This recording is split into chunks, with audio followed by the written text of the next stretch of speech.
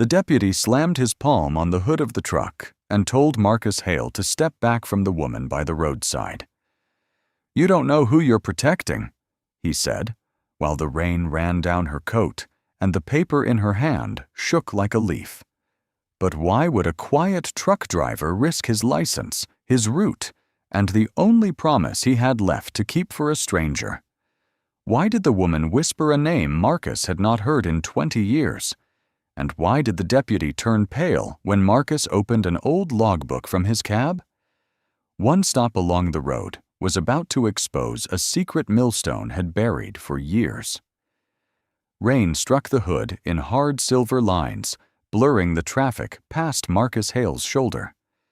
He stood between his freight truck and the ditch, one hand on the open cab door, the other lowered where the woman could see it. "Ma'am, you hurt?" She shook her head too quickly.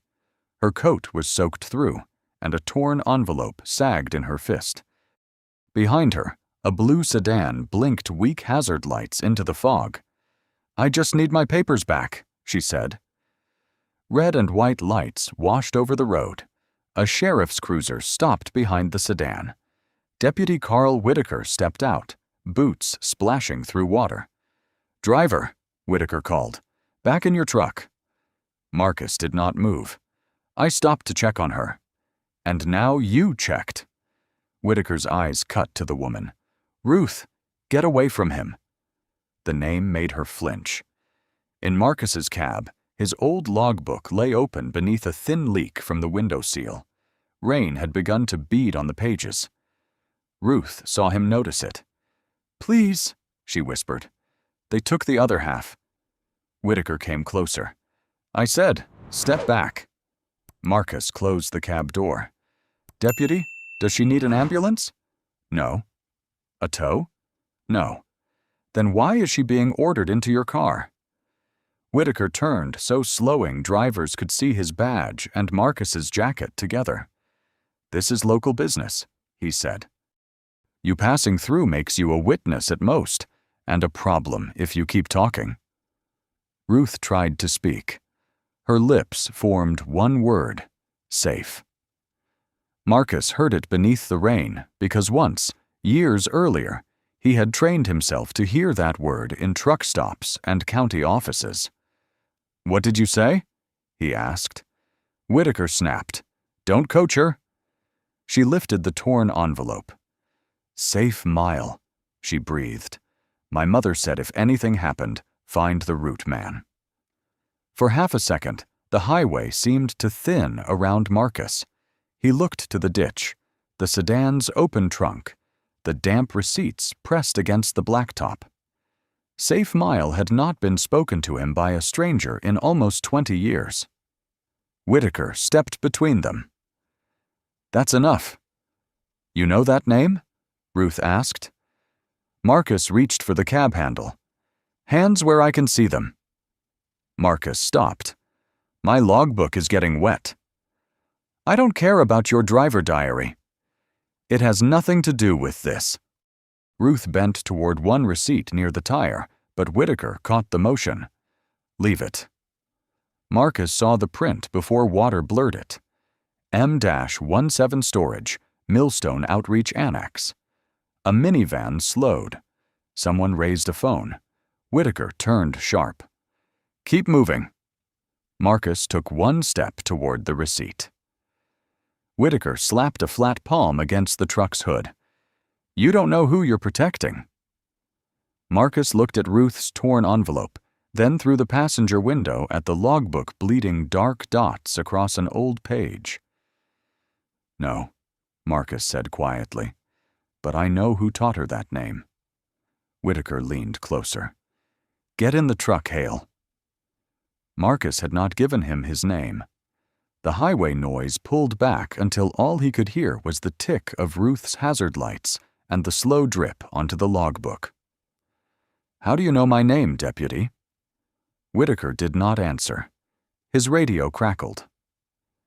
"Carl," a woman's polished voice said, "bring her in before the driver starts asking about the envelope." At 6:45 that morning, Marcus Hale parked under the broken canopy of Fletcher's Fuel, with diesel ticking through the pump and cold air crawling up his sleeves. Louisville by noon, Nashville by dark, maybe dinner with Lena if she answered. He wiped the windshield with a paper towel that smelled of blue cleaner. Inside the cab, under the clear plastic visor, Lena's graduation photo had curled at one corner. The phone buzzed on the dash. Lena. Marcus let it go to voicemail. The pump clicked off. A trucker 2 lanes over laughed from his cab, and the sound made the quiet feel larger. Inside the diner, heat fogged the windows. Bacon grease and burnt coffee hung in the air. Marcus sat at the counter and turned his mug to the right. "Long haul?" the waitress asked. "Long enough." She was in her 30s, with tired eyes and a pencil behind one ear. Her name tag read, Donna. "Most drivers don't come in this early unless something's wrong."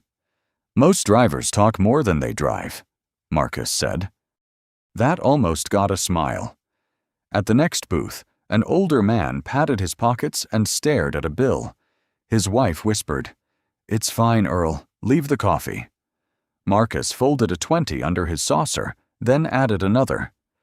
Donna saw it. "That your table?" "No." "You always pay for strangers?" "Only when they look like they've already asked twice." His phone buzzed again. This time, he opened the voicemail at the truck. "Dad," Lena's voice said, "I can meet at 7, but I can't do another drive-by apology. If you're coming, come all the way in. I need to know you can stay in a room when it gets hard." Marcus stopped with one boot on the metal step. The cab smelled of vinyl and damp canvas. Her message continued.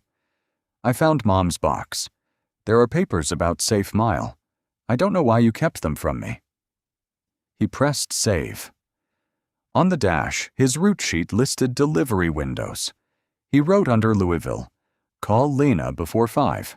Tell the truth." The words looked small. By mid-morning, clouds lowered over the interstate. Marcus passed cut cornfields, a church sign missing 2 letters, and a rest area where a man shouted beside a dead soda machine. His eyes lifted to Lena's photo. "You'd like the way she argues now," he said to the empty seat. A memory answered. Caroline at a kitchen sink, saying, "Marcus, people don't need you to disappear every time you feel guilty." At 10:18, dispatch called. "Marcus, you still good for Louisville?" "I'm good." "You sound half asleep." "Just listening to weather." "Don't stop for every sad story out there. We got penalties on late freight." Marcus looked ahead. "Copy." He almost said sad stories rarely stood in the road by choice, but let the line go dead. Near Millstone, rain thickened. Traffic slowed where hazard lights blinked through gray spray. Marcus moved right. Then he saw the woman by the blue sedan, coat plastered to her arms, gripping a torn envelope as if the paper were the last dry thing left in the county. Marcus passed her by 15 feet. The delivery clock glowed on the dash. Lena's voicemail sat saved beneath his thumb. Freight shifted behind him with a low wooden thump. He braked. In the mirror, Ruth Calder turned toward the truck like she had heard hope make a sound. The bell over Millstone Diner's door rattled at 9:37. Dana Brooks looked up from the sugar jars and saw a woman step inside with rain on her lashes.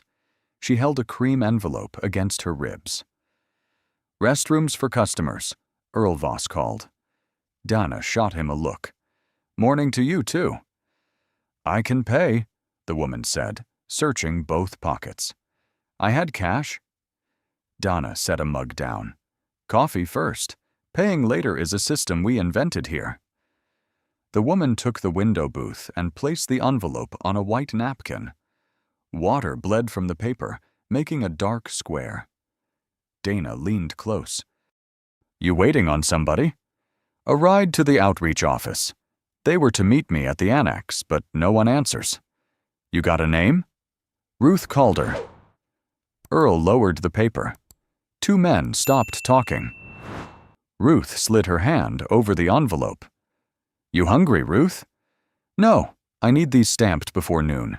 If they don't, I lose the room. Ruth opened the envelope to show a letter, a photo, and receipts. My mother kept these. She told me Millstone had a safe mile office once. A fork scraped a plate and stopped. The door opened again. Elaine Porter entered under a beige umbrella, navy coat neat, silver bridge pin bright. Ruth, Elaine said, you should have waited in the car. I called 3 times. We have procedures. You get confused when you rush. Ruth pulled the envelope closer. These are mine. Of course. Elaine sat without being invited. I'm here to help you keep them safe. Donna came over with coffee. Can I get you anything, Ms. Porter? Elaine glanced at Donna's name tag. Privacy. This is a diner, Dana said. Privacy costs extra. Elaine's tone thinned. Ruth is part of our care program. I'm not in your program yet, Ruth said, because you make it difficult. Elaine reached for the envelope. Let me hold the originals. Ruth's knuckles whitened. My mother said never hand over originals. Elaine looked at the envelope. Not Ruth. Her eyes paused on a faded stamp. Safe M. Dana saw it. So did Earl. Elaine softened her voice. Your mother was scared. Scared people leave bad instructions. She left me your name, Ruth said. Elaine's umbrella dripped onto the tile. Then she trusted me. Ruth shook her head. No, she wrote. If Elaine comes first, run. No one moved. The grill hissed. A semi shook the window until Ruth's spoon trembled. Elaine rose. You misunderstood. Ruth gathered the envelope, but Elaine closed her hand over the receipts. Paper tore. Dana stepped forward. Hey! Elaine slipped the strip into her coat pocket. She's unwell. I saw you take that. You saw me prevent a scene. Elaine looked at Earl, then the counter, collecting their silence. Ruth stood too fast. Coffee spilled, turning the envelope's edge brown. I need the annex, she said. M-17. Is it far? Earl answered, barely above the grill. 6 miles west, behind the old grain road. Elaine turned on him. He lifted his paper, but it was upside down. Ruth backed toward the door. I'll walk. Dana reached for her keys. No, you won't. But Elaine had already taken out her phone. Carl, she said, watching Ruth through the rain-streaked glass. She's leaving with documents. Someone here is encouraging her. Rain turned the shoulder into a narrow river as Marcus stepped around the front of his truck. Ruth stood with Deputy Whitaker between her and the sedan. Her left hand hung near her coat pocket, clenched around something small. The hazard lights blinked red against her wet sleeve. Ma'am, Marcus said, stay away from traffic. Whitaker snapped. I told you to stay in your cab. You told me. A pickup slowed, then kept driving. Whitaker planted one boot near Ruth's shoe. Ruth, get in the cruiser. I called the outreach office, she said. Not you. They asked me to bring you in. Who asked? People trying to help. Marcus glanced at the sedan. The trunk sat open, wind worrying the corner of a folder inside. Is she free to refuse a ride? Whitaker laughed once. You always question officers. Only when the answer should be easy. Ruth's eyes flicked to Marcus. He has the receipt. I don't have anything of hers, Whitaker said too fast. Ruth, what receipt? Whitaker stepped in front of her. Do not talk to him. For a moment, there was only the click of hazard lights and the roar of a semi.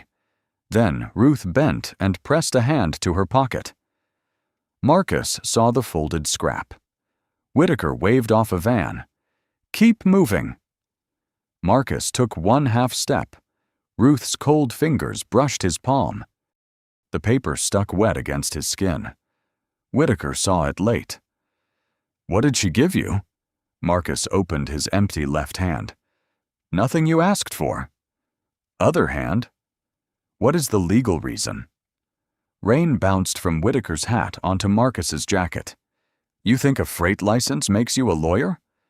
"No." "Then stop acting like one." Ruth whispered, M-17, behind the annex.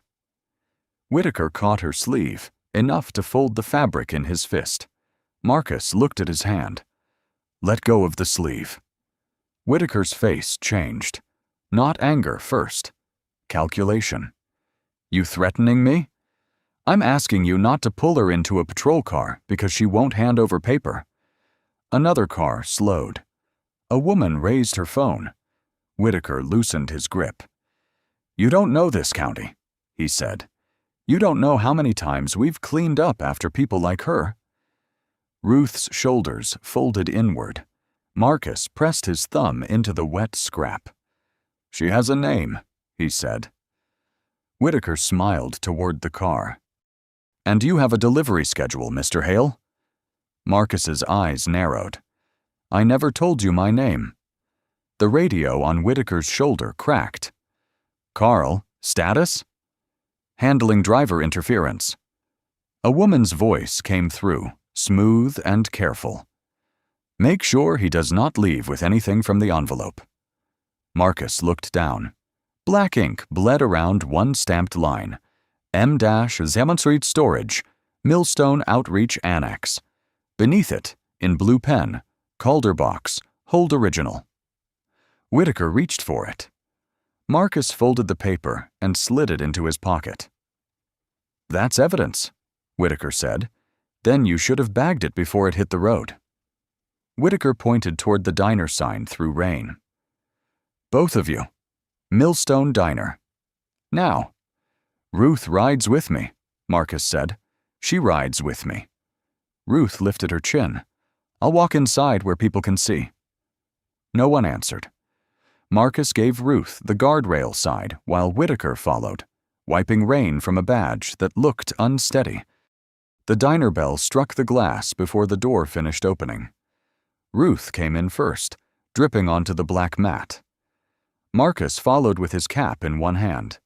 Whitaker entered last. "Back booth," Whitaker said. Ruth held the counter edge. "I want to sit here." "You lost the right to make this difficult." Marcus set his cap down. "Deputy." "What?" "She asked for the counter." Donna slid a mug there. "Counter's open." Earl sat beneath old county photographs, newspaper folded in his lap. Two drivers watched from the corner. The grill hissed behind Dana, filling the room with onion and coffee. Elaine Porter stood near the register. "Ruth," she said, "you frightened people." "I frightened people by asking for my papers?" "You walked into traffic." "I walked away from you." Whitaker pointed to the far booth. "Sit down, Mr. Hale. Away from her." Marcus obeyed, but looked at Ruth first. Her wet knuckles shone around the counter edge. Dana poured coffee by Ruth's elbow.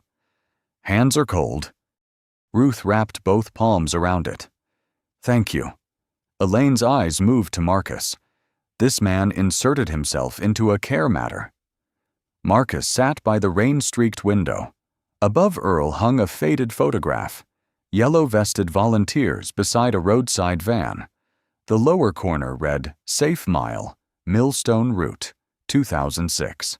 Marcus's spoon stopped inside his cup. "You like old pictures?" Elaine asked. "I knew that van." Whitaker laughed. "Of course you did." Dana turned, phone low against her apron. Elaine stepped closer. "That program ended long ago. Mismanaged funds.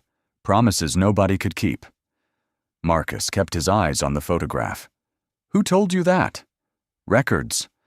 "Records say many things after people are gone." Earl folded his newspaper again. Whitaker leaned over Marcus's table. "Give me the paper she passed you. Then leave town." Ruth whispered, "No." Whitaker did not turn. "Not your turn." Donna's phone tilted up. Marcus saw its screen in the sugar dispenser's reflection. "You recording this, Dana?" Whitaker asked. Her hand froze. "Checking the time." "The time is you staying out of county business." Marcus placed the receipt between salt and pepper. "Then write down what it is." Elaine's calm thinned. "That belongs to Ruth's file." Ruth pushed away from the counter. "It belongs to my mother." The room held still. "My mother's name was Lillian Calder," Ruth said. "She said if Millstone ever took my papers, find the root man." Earl's cup rattled. Marcus looked at the photograph again. In the back row stood a younger version of himself with a clipboard. Dana saw it too. Whitaker snatched the receipt. Marcus did not stop him. "You just made yourself responsible for it." Whitaker folded the wet scrap into his notebook. Elaine turned toward Ruth. "Sign a release before you embarrass yourself further."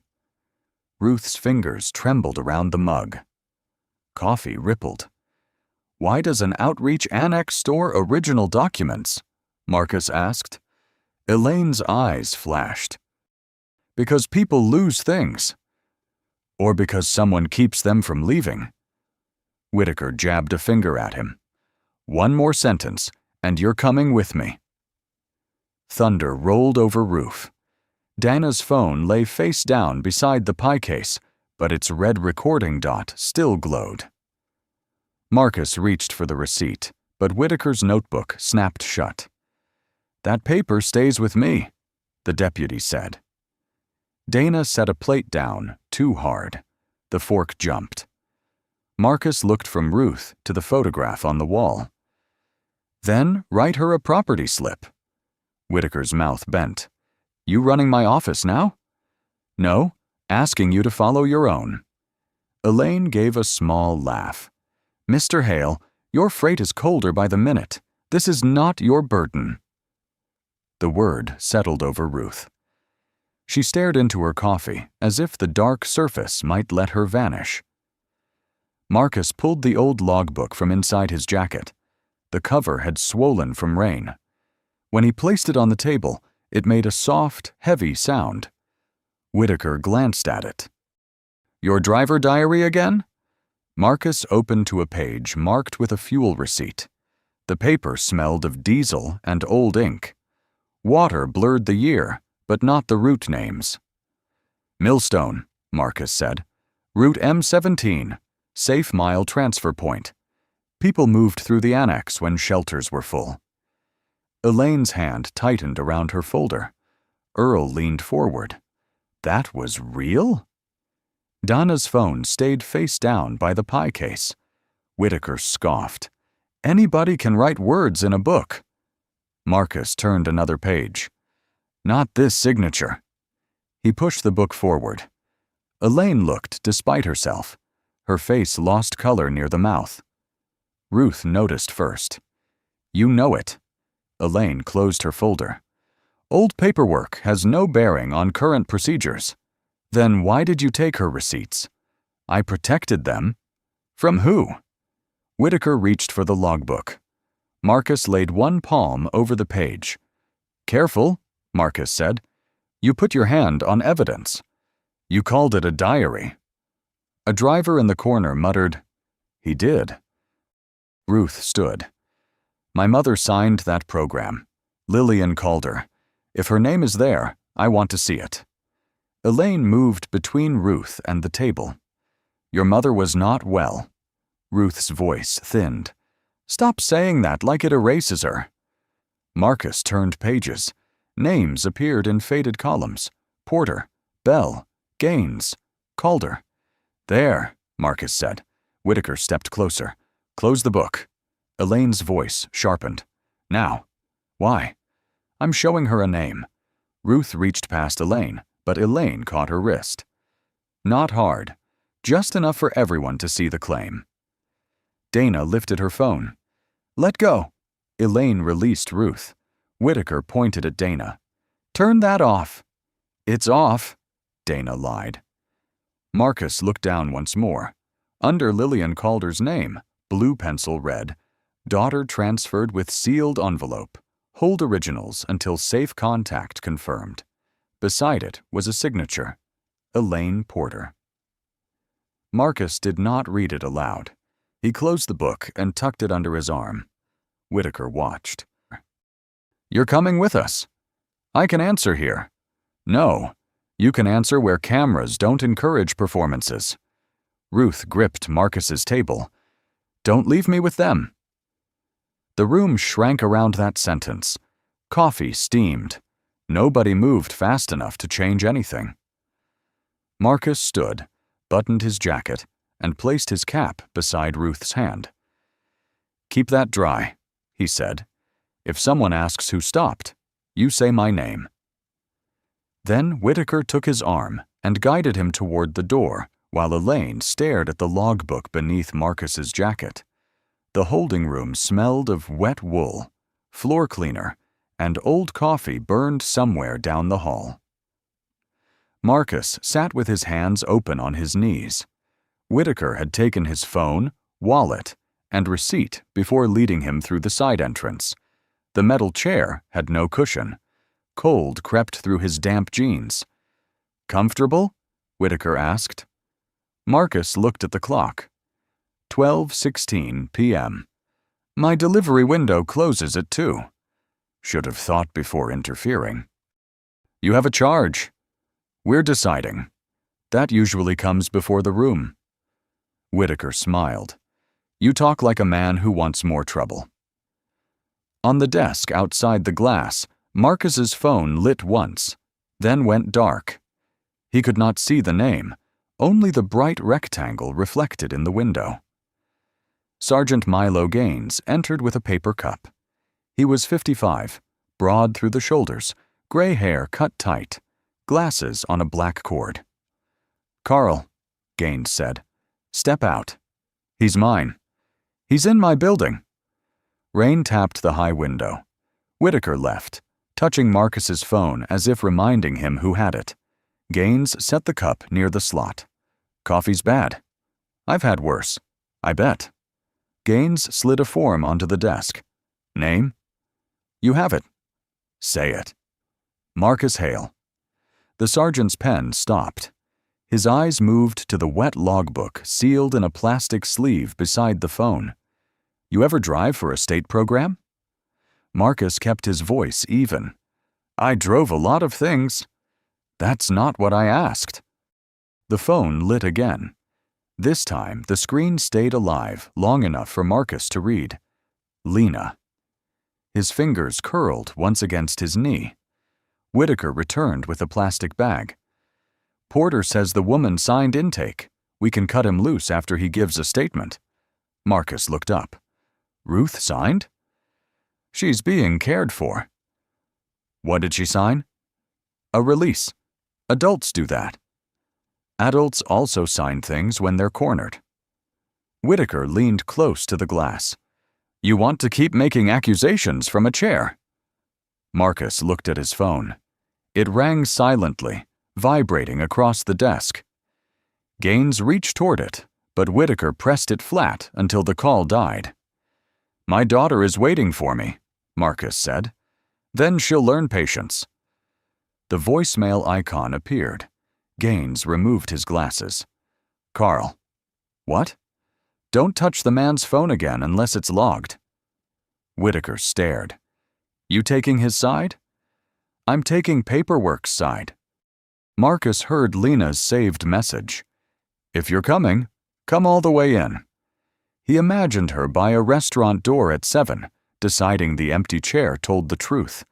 The chair beneath him seemed colder.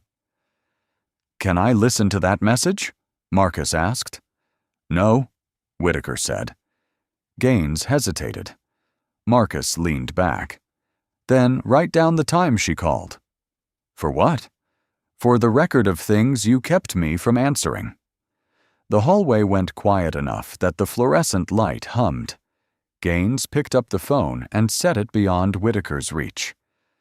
"I'll log it." Whitaker's radio cracked. Elaine's voice came through low but clear. "Carl, the Calder woman is becoming difficult. We need the driver's book before anyone else sees it." Marcus turned toward the sleeve.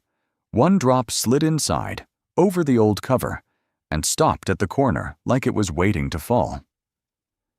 The outreach office sat behind a closed thrift store and a row of bare sycamores, its windows covered with beige blinds. Ruth heard the lock turn after Elaine brought her inside. "I thought this was a shelter intake," Ruth said. "It is," Elaine answered, hanging her damp coat with careful fingers. "Paperwork comes first." The room smelled of copier toner, lemon polish, and rain trapped in carpet. A space heater clicked under the desk. On the wall hung a framed certificate with Elaine's name in gold letters, and beneath it a donation photo where everyone smiled too brightly. Ruth stood near the door. "Where is my envelope?" Elaine opened a drawer. "Safe. That word keeps changing depending on who says it." Elaine's smile did not reach her eyes. "Sit down." Ruth sat because her knees had begun to shake. The chair was vinyl, split at one seam. Elaine placed a form in front of her and uncapped a pen. "This states that you voluntarily entered care, released disputed documents to Millstone Outreach, and declined outside assistance from the driver." "I didn't decline him." "You will." Ruth looked at the signature line. Her mother's voice rose in memory, small and hoarse. "If they rush you, Ruthie, don't sign." "I want to call someone." "You already caused a public disturbance. I was asking for help." Elaine leaned closer. "And help is exactly what this county has given you, even when you made it hard." Behind the office, something thudded. Ruth turned. "Storage settling," Elaine said too quickly. At Millstone Diner, Dana wiped the same clean counter for the third time. Earl sat in the back booth, twisting his cap. "You got the whole thing?" he asked. "Most of it." Dana checked her phone. The video showed Whitaker's hand closing around Marcus's arm, Elaine watching the logbook, Ruth's face when Marcus left his cap beside her.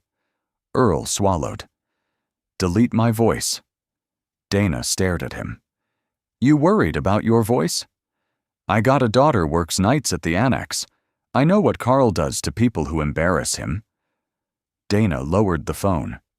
Outside, Marcus's truck still sat across the road, rain running down its silver grill. His cap was on the counter where Ruth had left it before Elaine took her. Donna picked it up. The brim was damp and warm from the diner heat. "There was a receipt," she said. M-17. Earl's paper shook. "Old Grain Road. Building behind Porter's Annex. You knew that earlier?" "I knew the road. Didn't know boxes had names on them." Dana froze. "What boxes?" Earl rubbed both hands over his face. "Years ago, I delivered shelving. Gray boxes. Tags. People's names. They told me it was temporary storage." Dana grabbed her jacket. "No," Earl said. "Dana, you can come or sit here and become furniture." At the outreach office, Elaine pushed the pen closer. "Sign, Ruth." Ruth folded her hands under the table to hide their shaking. "What happens if I don't?" "Your motel room is unpaid. Your ID is incomplete. Your car will be towed. Without cooperation, I cannot promise where you sleep tonight." The space heater clicked off. The room seemed to lose 10 degrees. Ruth looked toward the back hall. "My mother had a box, didn't she?" Elaine's face stilled. She kept saying Millstone owed her a room and a name. I thought it was grief talking. Ruth stood. "I want to see the storage." Elaine reached for the phone. "Sit down." The back door rattled.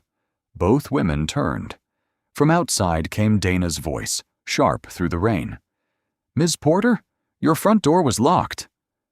Elaine shoved the form into a folder and walked fast into the hall. Ruth moved the other way. The storage room door was not fully closed. She slipped inside and stopped. Rows of gray boxes filled metal shelves from floor to ceiling. Each had a paper tag tied with string: Calder, Wynne, Brooks, Alvarez, names, dates, motel numbers, case notes. The air smelled of cardboard and dust, dry as a throat that had stopped asking. Ruth touched one tag: Calder, Lillian. Originals held.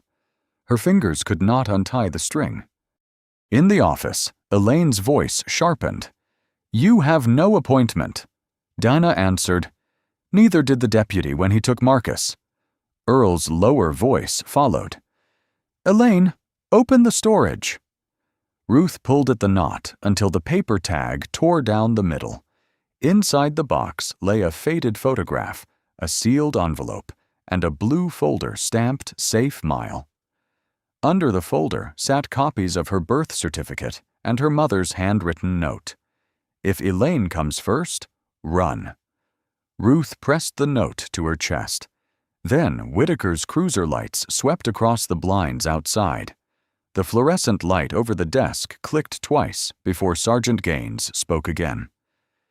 "Safe Mile," he said, as if testing whether the words still belonged in the building. Marcus kept his hands folded on the metal table. "You know it." "I knew a version of it."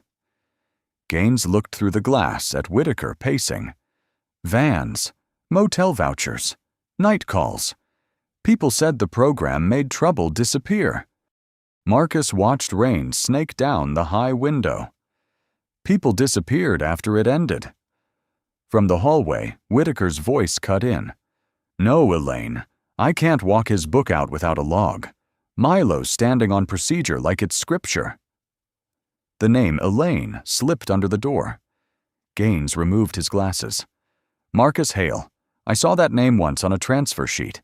Thought it was a driver." "I was." "Only a driver?" "That was the part people trusted." "Ruth Calder," Gaines said quietly. "Is she in danger?" "She's being pressured to sign away proof. If Porter gets originals, Ruth becomes a story they can edit." Whitaker opened the door. "We're done." He gives a statement, then he leaves county. "Sit down, Carl." "I don't report to him." "You report in my station. Stop discussing evidence with Elaine Porter on radio." Gaines unlocked the drawer and took out Marcus's phone. "One call," Whitaker snapped. "Absolutely not." "One call," Gaines repeated. "Logged at 12:31 p.m. Marcus accepted the phone. Lena's missed call glowed at the top. Beneath it, her voicemail waited. He almost pressed her name. Instead, he opened contacts, scrolled past dispatch, past Lena, and stopped at Grace Bell. The line rang 5 times. A woman answered with wind behind her voice. "This better not be a warranty call." "Grace?" Silence. Then softer. "Marcus?" "Millstone," Marcus said.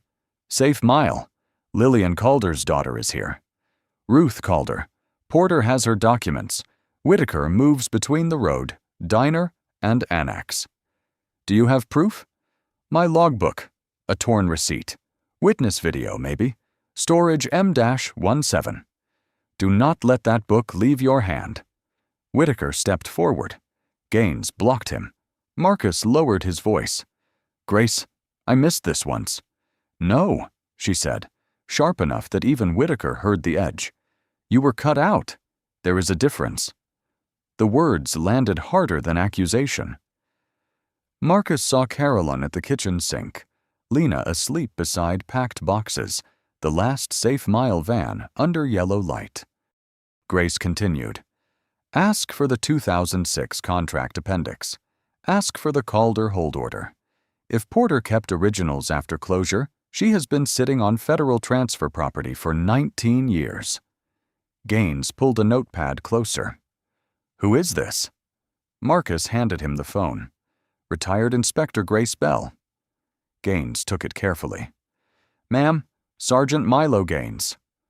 Grace's voice came through tinny but firm. "Sergeant, secure the driver, secure the book, and send someone honest to the annex before Porter empties a shelf." Whitaker laughed, but it came out dry. "You can't order us from a phone." "No," Grace said, "but the state auditor can ask why your radio placed you inside an active document dispute." Gaines turned toward Whitaker. On the desk, Marcus's phone buzzed with a new message from Dana. "We found the boxes. Cruiser outside." Donna stood in the diner kitchen with the lights off, one shoulder pressed to the walk-in cooler. The phone in her hand lit her face blue-white. On the screen, Whitaker's voice played under the clatter of plates. "Turn that off." "It's off," Dana had lied. Earl hovered by the back door, rainwater darkening his coat.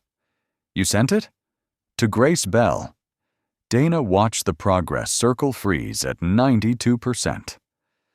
"Signal's garbage." Outside, cruiser lights swept over Marcus's truck, red bending across wet chrome. Earl rubbed his cap. "I should have said something years ago." "About the boxes?"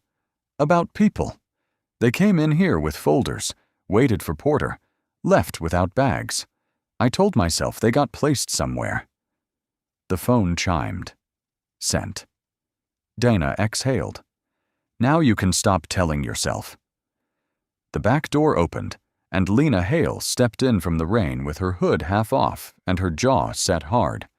She was 26, neat in a dark work coat, with Marcus's steady eyes and none of his habit of hiding them. "I'm looking for my father," she said. "Marcus Hale." Dana lowered the phone. "You're Lena. How do you know that?" His phone kept lighting up when they took him. Lena saw the damp cap on the counter. "He was here?" "He left that for Ruth." "Who's Ruth?" "The woman your father stopped for," Earl said. Lena touched the brim. Grease, rain, and old canvas clung to it. "He was supposed to meet me tonight." Dana waited. "He always has a reason," Lena said. "A route, a breakdown, a call from somebody worse off." Dana's screen buzzed. A reply from Grace Bell appeared. Send names, times, receipts, camera angles. No opinions. Dana turned the phone. Lena's expression shifted by 1 careful inch. "Grace Bell? You know her?" "I found letters from her in my mother's box. Safe mile. My dad never explained." Earl moved to the office and pointed at an old monitor. "Kitchen camera catches the counter. Front camera catches the booth. Parking lot catches the cruiser if the rain didn't kill it." Dana slid into the chair. She scrubbed backward through gray video until Marcus appeared, wet jacket shining under diner lights. Ruth stood beside him like she expected the floor to give way. "There," Lena said. "Pause." On the screen, Elaine's hand dipped toward her coat pocket. The torn strip from Ruth's envelope showed for 1 second before disappearing. "Timestamp?" Dana asked. 11:42 a.m. Earl wrote it on a napkin. Lena leaned closer. "Play the audio." The tiny speaker hissed. Elaine's voice came through. "That belongs to Ruth's file." Then Ruth. "It belongs to my mother." Lena sat down slowly. "My father didn't run from dinner. He walked into this." Dana did not soften it. He got taken for asking why a woman's documents were being handled like property. A knock hit the back door. All three froze. "Dana," a man called. "County office. Open up." Earl mouthed no. Dana killed the monitor. Lena grabbed the napkin and folded it into Marcus's cap. The knock came again, harder. Dana lifted her phone, started a new recording, and held it low beside her leg. "Name?" she called. No answer. In the silence, Grace's message lit the screen. "If someone comes before I arrive, do not hand over the original video." The county hearing room smelled of damp coats and old varnish. At 3:08 p.m., Marcus sat at the front table with his logbook under both hands. The sleeve crackled when his thumb moved. Across the aisle, Elaine Porter arranged tabs. Whitaker stood behind her chair, jaw tight. Judge Avery Collins entered, silver hair combed flat, glasses low on his nose. He looked first at Ruth. "Ms. Calder," he said, "you are not required to sign anything here." Ruth nodded. The blue folder from the storage box rested against her chest. Elaine rose. "Your Honor, Ms. Calder has been under our care, and Mr. Hale's interference escalated a fragile matter." Grace Bell sat beside Marcus, raincoat still wet. "Then clarify why a private office held original identity documents from a closed federal route program." Elaine smiled carefully. "Retired Inspector Bell is relying on incomplete history." Grace opened a flat archive box. History is rarely incomplete by accident. Lena sat behind Marcus, one hand on his chair. Judge Collins turned to him. "Mr. Hale, briefly." The microphone clicked on. It caught his breath before his words. "I stopped because a woman was on the shoulder in rain," Marcus said. "Whitaker ordered me away. Ms. Calder gave me a receipt marked M-17 storage. Later, that receipt was taken without a property slip." Whitaker leaned forward. "That is not accurate." Naomi Fields looked over her laptop. "Deputy, you will have your turn." Donna raised her phone. "I have video." Elaine turned. "Taken without consent?" Donna's voice shook, but the phone did not. "It was my counter, and you were loud." The side screen flickered. Grainy footage showed Elaine's hand moving to her coat pocket. "That belongs to Ruth's file." Ruth's recorded answer followed. "It belongs to my mother." No one spoke. Rain tapped the high windows. Elaine closed her folder. "A distressed woman's statement does not establish ownership." Grace slid a paper forward. "But this does." Naomi read the header aloud. "Safe Mile Route Transfer Appendix, 2006. Grace said, "It lists Lillian Calder and dependent Ruth Calder. Originals were to be transferred to state custody within 30 days. "Dependent?" Ruth whispered. Elaine said, "Those records were transitional." "For 19 years?" Grace asked. Whitaker muttered, "This is a paperwork error." Marcus finally looked at him. "Then why did you know my name on the road?" Elaine answered for him. "Everyone knows the carriers who pass through." "No," Lena said behind Marcus. "You knew exactly who he was afraid to be." Marcus turned slightly. "I thought he missed rooms because he didn't care enough to enter them," Lena said. "Today, I watched strangers explain the room he never left." Judge Collins removed his glasses. "Ms. Porter, Millstone Outreach records are frozen. Deputy Whitaker, you are relieved from handling this matter." Whitaker straightened. "By whose authority?" "Mine, until the sheriff arrives." Ruth opened the blue folder. Inside was her mother's photograph. On the back, in faded ink, someone had written, "If the route man stops, tell him I remembered." Marcus read it once. Then he closed his eyes, and the hearing room waited for the truth he had avoided for 20 years. The photograph slipped from Ruth's folder and landed face down near Marcus's shoe. No one reached for it. The wall clock sounded loud. Ruth bent, but her fingers stopped above the picture. "May I?" Marcus asked. She nodded. He lifted it by one corner. On the front stood a younger Lillian Calder outside a motel room, one hand on a little girl's shoulder, the other holding a sealed envelope. Ruth stared. "That's me." Grace leaned closer. "Fairhaven Motor Lodge. Safe Mile used it when shelters were full." Elaine's chair creaked. "Many families pass through Fairhaven." Marcus turned the photo over. "If the route man stops, tell him I remembered." His voice came out low. "I was supposed to make that transfer." Lena's hand tightened on the back of his chair. Judge Collins said, "Only what is relevant." Marcus placed the photograph beside the microphone. February 2006. Snow closed the east route. Lillian Calder and her daughter were logged for a night transfer. I recorded the motel, the envelope, and contact name. Naomi stopped typing. Contact name? Marcus looked at Elaine. Elaine Porter. Elaine lifted her chin. I was an intake coordinator. Grace opened a folder. Then this should look familiar. Naomi read under the lamp. Calder Lillian. Daughter present. Sealed originals held pending safe contact. Signature, E. Porter. Ruth sat down as if her legs had ended. Whitaker stepped forward. A 19-year-old note proves nothing. Dana, near the back, said, "The box is due." Judge Collins turned. "Ms. Brooks?" Dana raised her phone. Shelves behind the annex. Boxes with names. Ruth's mother's box had current copies and old originals. Earl stood halfway, cap crushed in both hands. "I delivered shelving. I didn't ask enough." Elaine turned on him. "You saw storage. I saw tags with people's names, and I walked out because you signed the delivery ticket." Ruth opened the folder.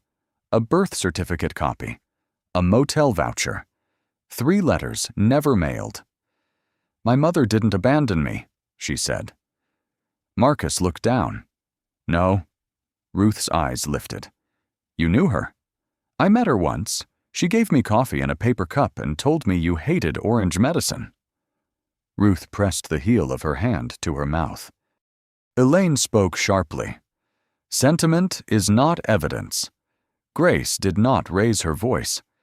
"Evidence is the warehouse list, the receipt Whitaker took, the video of you claiming Ruth's file, and a signed hold order that was never lawfully closed."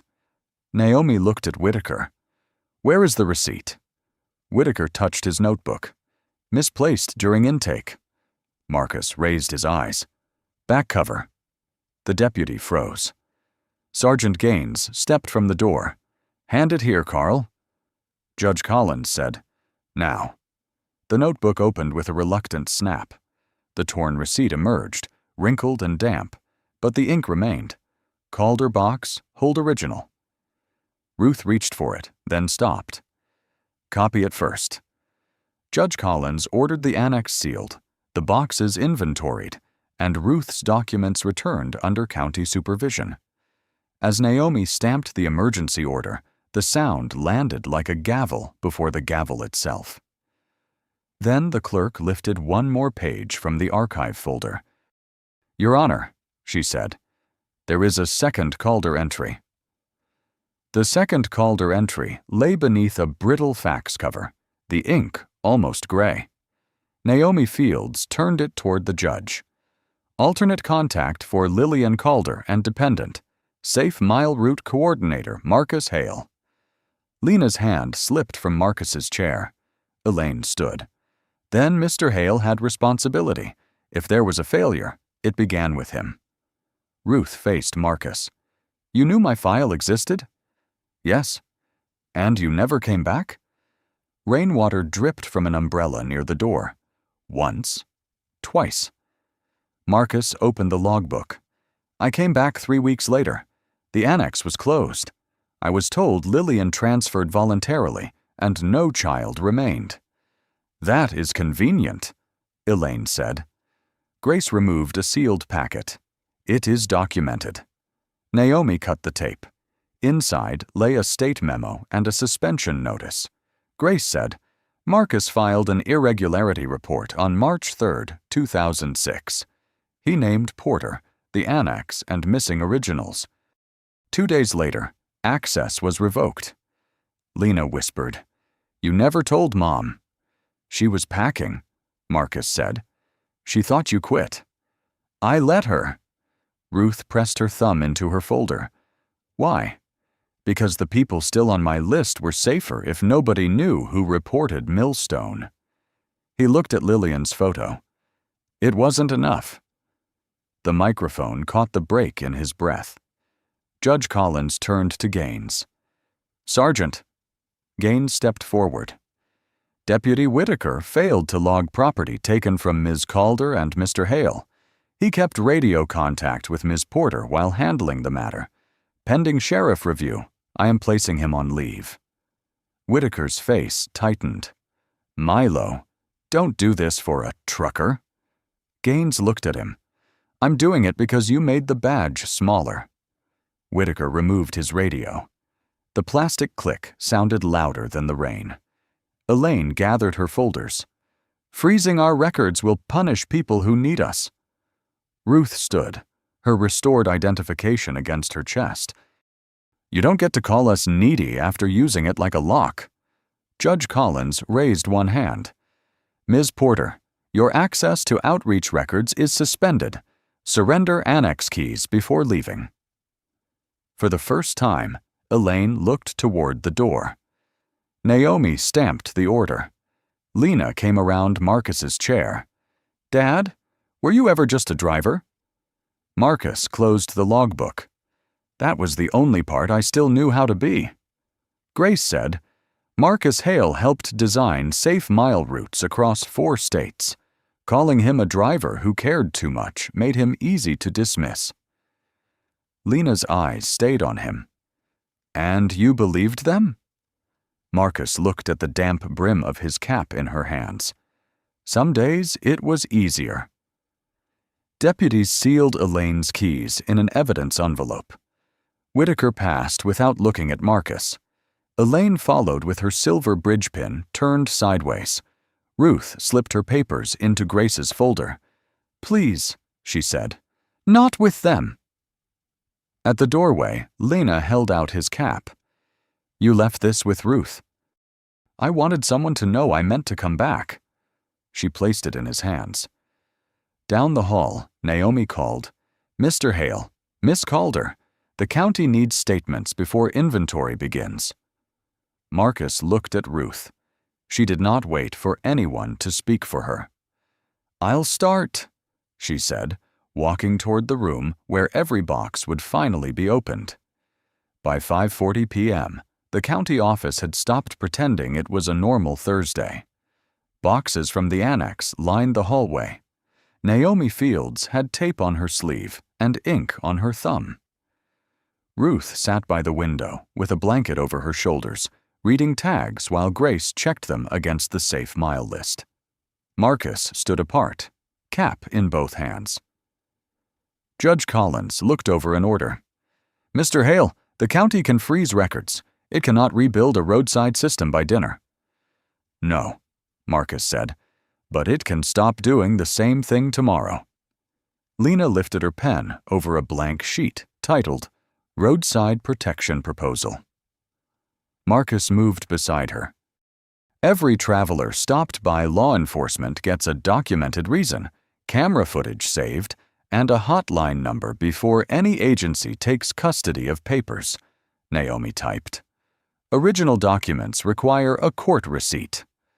Grace added, "No contractor stores them off-site without state registration." Earl stood by the door. "Drivers need to know who to call. Half the time we see wrong and keep rolling." Dana folded her arms. "Put the hotline on fuel pumps, mirrors, menus."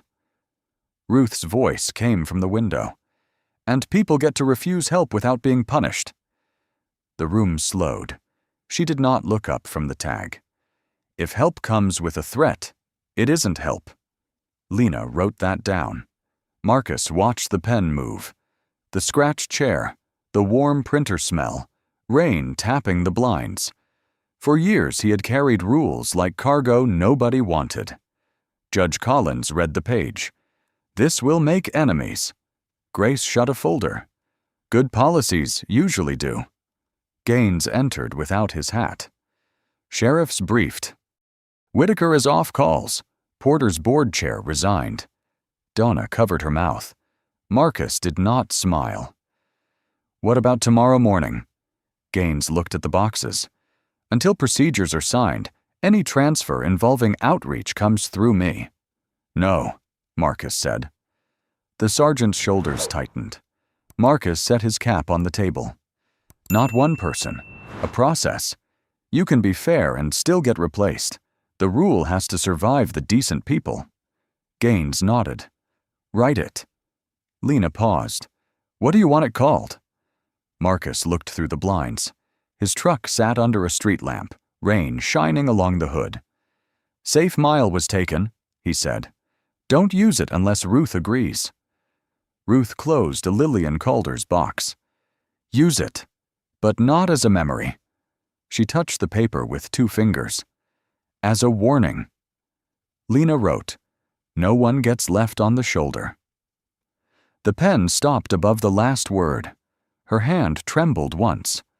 Marcus placed his palm flat on the table, near enough. I was left in rooms too, Lena said quietly.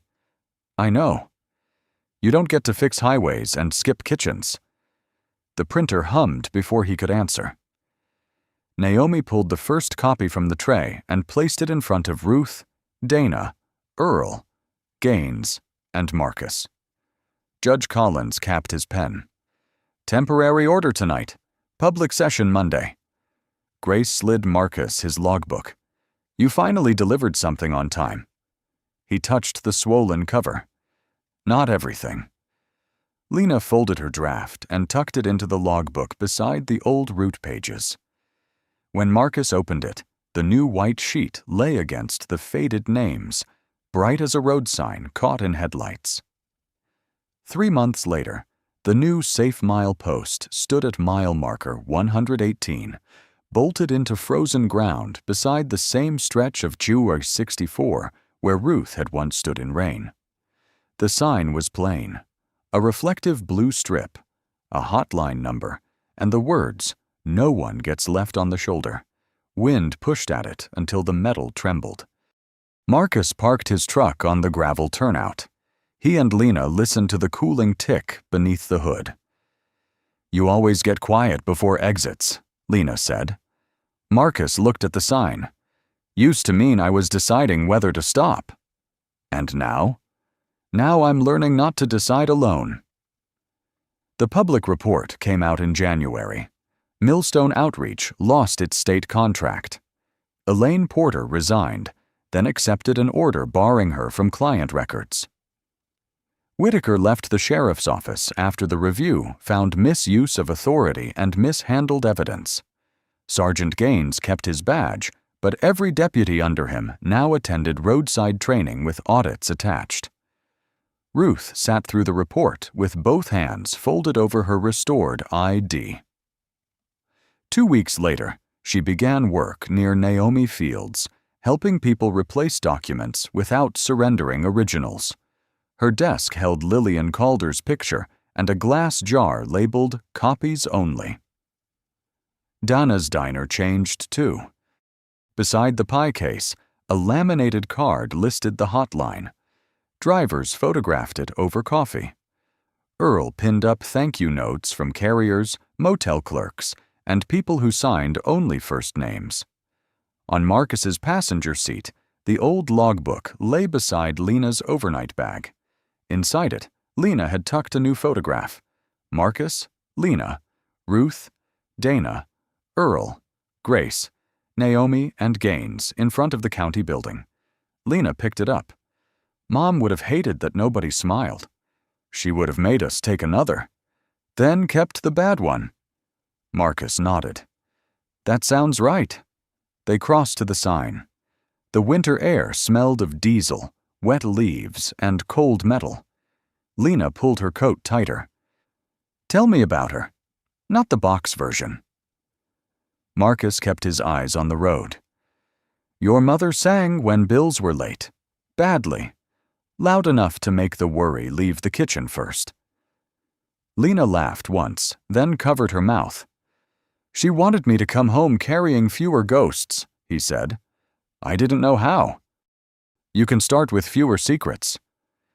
I can do that. A sedan slowed near the turnout. The driver rolled down a window and pointed at the sign. "This the new helpline?" Marcus stepped forward, but Ruth's voice came from behind him. "It is." She had arrived in Naomi's county sedan, scarf tucked under her chin, Lillian's old envelope held in a plastic sleeve. She handed the driver a card and explained the number without rushing. Lena watched Ruth speak. "She sounds like she owns her name now." Marcus said, "She always did. People kept taking the paper for it." Ruth returned and offered him the sleeve. Inside was the torn note. "If Elaine comes first, run." Beneath it, Ruth had added one line in fresh ink. "If someone stops, ask their name." Marcus did not take it. "You keep that." "I made a copy," Ruth said. He looked at his daughter. "Of course you did."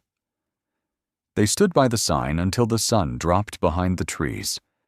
Marcus opened the truck door for Lena, then paused at the hood where Whitaker's palm had struck it months before.